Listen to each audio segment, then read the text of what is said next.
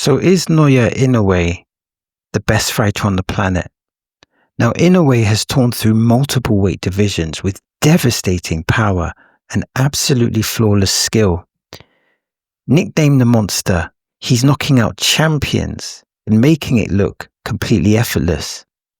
Pound for pound lists can change overnight, but Inoue's dominance has many calling him the very best in the sport today. So the question is Inoue truly the best fighter on the planet? Now, just to preface this, I believe it's Naoya Inoue, so apologies if there's mispronunciation. Now, when we talk about Inoue, one of the first things, or one of the important things to acknowledge, is that Inoue is a bantamweight. Now, why is it important to acknowledge that? It's important to acknowledge that because you could argue that bantamweights don't get the attention. They don't get the media attention of, say, the super middleweight division or the heavyweight division. So Inoue has a very big challenge with regards to breaking through. And it's a very difficult task being a bantamweight and then making that breakthrough in terms of being a superstar. He is a superstar in Japan, however. And when I was looking at his style, when I was looking at Inoue's style, I was thinking, initially I was like, this is like the Japanese Mike Tyson in terms of he's ferocious, he's got speed, he's got power. But then when I looked at the foot movement, I thought, no, that's not the appropriate analogy. I think he's like the Japanese Manny Pacquiao because he's got the foot speed, the power, the accuracy. And Inoue is just ferocious. You know, Inoue is completely ferocious. And the one thing that, you know, he's a 4-division world champion, And he has, in Japan, he is absolutely, from my understanding, he's absolutely revered. And one of the things that I like about Inoue is his punch, his punch innovation, or what you can call either punch creativity or punch innovation. And I've wrote some of his combinations down. One of the combinations I see him throw is that triple left hook. So he's like 1, 2, 3 with the left hook, and he's not dipping with it. He's just throwing it like that. That triple left hook. I believe the other person who does that is like Roy Jones in his prime. So the triple left hook delivered with speed and power. And then we have, and this is quite a typical combination in boxing today, is the straight right to the head and the left hook to the body.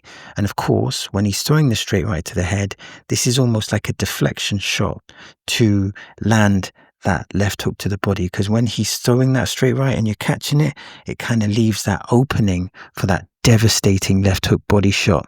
And then we have, he does have a ferocious 1-2, but sometimes he'll throw the 1-2 to set up that left hook to the body. And again, it's like he takes the power, a little bit of power at that 1-2 to set up the opening for that left hook to the body. So this is punch creativity at a significant level. And then I saw this one I really liked. Let me see if I can get this right. It was a double jab, right hook, left hook body, left hook head. Double jab, right hook, left hook body, and left hook head. And again, this is the type of punch innovation that, you know, boxing enthusiasts absolutely love. And it's one thing to do it on the pads, but it's another thing to do it on the under the bright lights. And Inoue does both. He has real good punch creativity,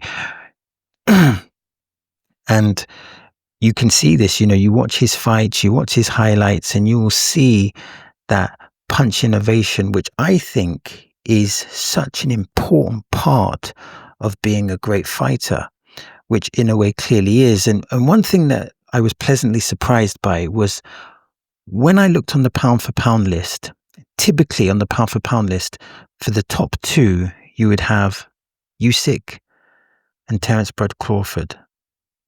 Now, this is understandable. Usyk has dominated the heavyweight division. You have the beating of Anthony Joshua twice, a former 2-time heavyweight champion, then dethroning Tyson Fury twice, who many see Tyson Fury as a modern day great. And then we have the dethroning of Daniel Dubois, another world champion. So he's clearly been dominant on the heavyweight scene. And he's an elite fighter. And then you have Terence Bud Crawford, again, another elite fighter who, off the top of my head, his performance against Spence was simply phenomenal. Spence is an elite fighter, and respectively, he absolutely destroyed him with superb accuracy, speed, and punch selection. And that was truly an amazing performance. And Bud Crawford is an exceptional fighter. But when I looked at the pound for pound list, certain people had Inoue as number 2. So they had Inoue as second on the pound for pound list. So I'm really glad that this fighter, who's a bantamweight, is getting, at least from the boxing purists, the recognition. And I was watching his fight again. I think it was Raymond Cardones, I believe. And Raymond scored an early knockdown against Inoue, and then Inoue came back, and then he dominated the fight and got the stoppage. Big respect for Raymond on that knockdown. It was brilliant. He caught the shot and he threw a beautiful counter. Clearly they had rehearsed that in the gym, and that move paid dividends, even though ultimately he was beaten convincingly. And this is one of the problems with Inoue's career, is his domination. Let me explain. One of the problems with Inoue's career is his domination, because great fighters mostly have great dancing partners. Let me give you an example. Let's take Ali. What does Ali's career look like if you take away the victory against Sonny Liston? Now, they weren't great fights, but Sonny Liston was a very feared heavyweight champion. What does Ali's career look like if you take away the amazing trilogy with Joe Frazier? What does Ali's career look like if you take away the amazing night against George Foreman? Again, George Foreman was a very feared champion. He'd knocked out Joe Frazier in 2 rounds and knocked out Ken Norton in 2 rounds. When you look at Ali's career, you see he has these various dancing partners, and they supplement each other. Let's continue with this. Let's take Evander Holyfield, undisputed cruiserweight champion, undisputed heavyweight champion, 4-time heavyweight champion. But what does Evander Holyfield's career look like if you take away Riddick Bowe?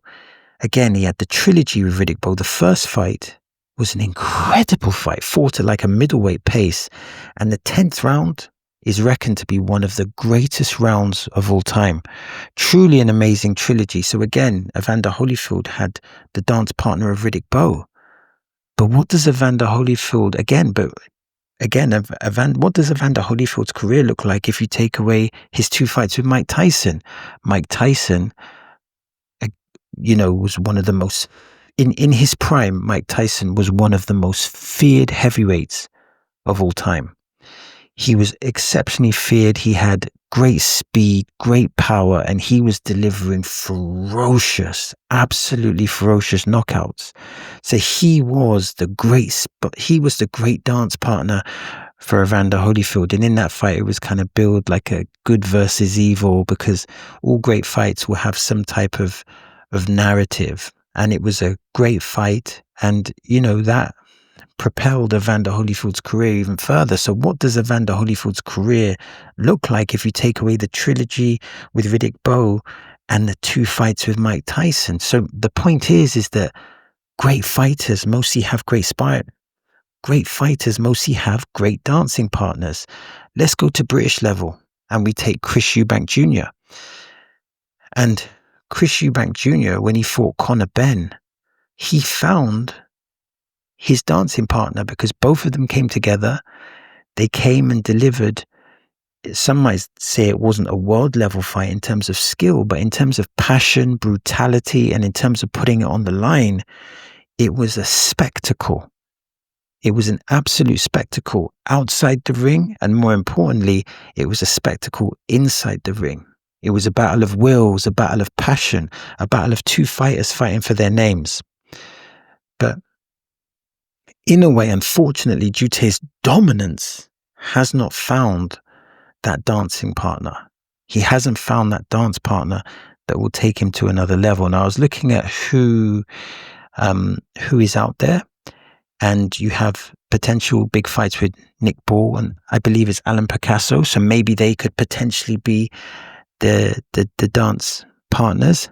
But like I said, he's yet to find it. Another thing, just before I wrap it up, in Japan, this man is an absolute superstar. I saw a stat. I don't know if it's accurate, but you'll get the gist. Apparently, 10% of live viewership in Japan watch Inoue when he fights, and apparently, Inoue is the most searchable boxer. Is the most searchable boxer, any boxer in Japan, and he's actually more searchable than most global stars. So clearly, in Japan, this man is absolutely massive, and as with most celebrities, he has sponsorship deals and things of that nature. So he's commanding, if you look at it through a British lens, you might think that this person isn't known. If you look at it through an American lens, you might think this person isn't widely known. But if you look at it from a Japanese lens, from that lens, this person is a global superstar. And like I said, Inoue has all the ingredients: speed, power, great footwork, punch innovation. He has heart. But the one thing, the little thing that's missing from his career is that dance partner. And hopefully, he'll be able to secure that dance partner that can excel his amazing legacy even further.